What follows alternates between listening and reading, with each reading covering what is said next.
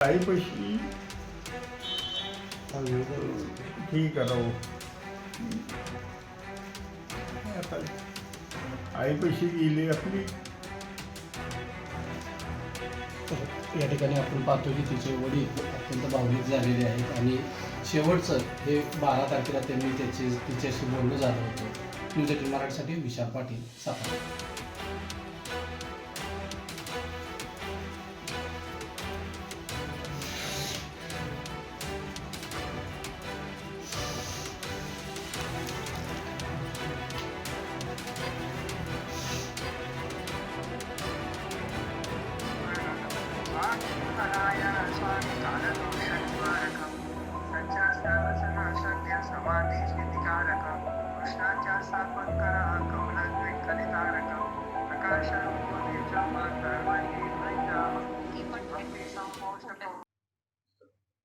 काय सांगाल? नीलम शिंदेचा काल अंत्यविधी झालाय. मृत्यूशी झुंज 1 वर्ष 27 दिवस तुम्ही दिला. गेल्या वर्षी फेब्रुवारी महिन्यामध्ये तिचा अपघात झाला आणि अपघात झाल्यानंतर आम्हाला या ठिकाणी 2 दिवसानंतर तिची बातमी कळाली तिच्या रूममेटकडून की नीलमचा अपघात झाला आहे. त्यानंतरची आमची धडपड चालू झाली की त्या ठिकाणी तिचा काय पद्धतीनं असेल, तिचं काय झालं असेल.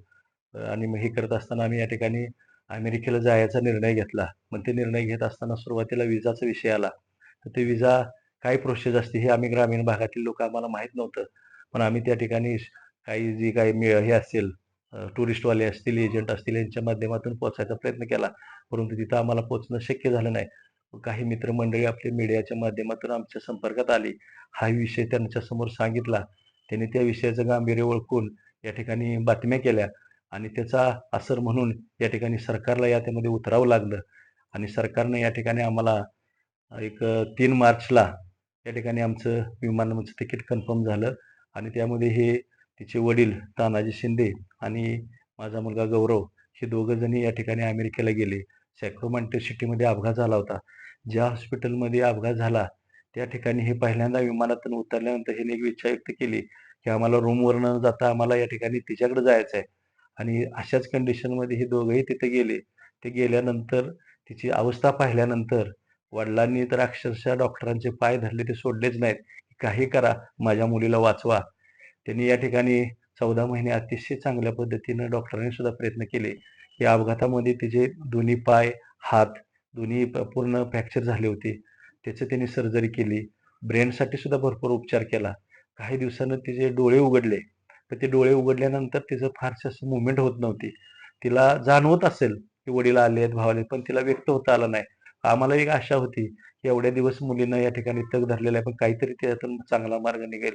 मुलगी अतिशय जिद्दी की लहानपणापासून पहिली ते कॉलेजच्या जीवनापर्यंत तिनं नंबरामध्ये काम यायची अशी हुशार मुलगी. काही दिवस तिनं नासामध्ये सुद्धा अप्रेंटिसशिप केली आणि ते करत असताना पुन्हा तिला ते MS करत होते आणि त्या ज्या कॉलेजमध्ये ती राहत होती, अभ्यास करत होती, तिथंच ती योगाच्या क्लासला गेली आणि त्या क्लासमधून येताना तिचा अपघात झाला. अशी परिस्थिती आणि हे होत असताना गेली 14 महिने तिच्यावर उपचार चालू होते आणि गेल्या 26 तारखेला 26 मार्चला आम्हाला हॉस्पिटलवरून फोन आला की आपण या ठिकाणी तिच्या म्हणजे वडिलांसाठी फोन आला की तुम्ही काय अशी अशी परिस्थिती आहे, तिच्या फुफ्फुसाला इन्फेक्शन होते, आपल्याला काहीतरी निर्णय घ्यावा लागेल. आणि तो निर्णय या ठिकाणी घेण्यासाठी दाजींची जी बहीण आहे तिथं, त्या बहिणीला दाजी सर्व अथॉरिटी देऊन आले होते की हॉस्पिटलचे काय असेल, इतर काय गोष्टी असतील त्या सगळं तुम्ही तिला अधिकार देऊन आले होते. त्यामुळे आम्हाला आता ह्या आखाती देशामध्ये जे युद्ध चाललंय, ह्या युद्धजन्य परिस्थितीमध्ये वडिलांना पाठवणं हे धोक्याचं वाटत होतं. म्हणून आम्ही कुटुंबानं निर्णय घेतला की एक आपल्या कुटुंबातला सदस्य तिथं आहे, त्यांच्या माध्यमातूनच आपण विधी करूया. आणि तिथं सुद्धा या ठिकाणी 28 मार्च रोजी तिला डेट घोषित केलं. 28 मार्च ते 7 तारखेपर्यंत या ठिकाणी आपल्या हिंदू धर्माप्रमाणे तिला धन देता यावं या उद्देशानं ती सगळी अरेंजमेंट केली. तिथं जे काही महाराष्ट्र मित्रमंडळ आहे, त्या मित्रमंडळ असतील या लोकांनी सर्वांनी तिथं सक्रिय सहभाग घेऊन या ठिकाणी तिला धन देण्याचा विषय घेतला. रात्री आम्ही 1 वाजता कॉन्फरन्सद्वारे बघत होतो की अतिशय भावनिक विषय झाला की बघितल्यानंतर असं हृदय पिळवटून जाणारा क्षण आम्हाला या ठिकाणी मिळाला की तिचा चेहरा पाहिला तर असं वाटत नव्हतं की तिनं 14 महिने बेडवर काढले. अशा कंडिशनमध्ये तिला या ठिकाणी काल धन दिलं. ते धन देताना जी काही दाजींची बहीण आहे तिला या ठिकाणी ते अधिकार दिला आणि तिच्या माध्यमातून ते धन देण्याची प्रोसेस झाली. आमची मस्त इच्छा होती की आमच्या कुटुंबातलं कोणीतरी जावं, परंतु ह्या युद्धजन्य परिस्थितीमुळे जाता आलं नाही.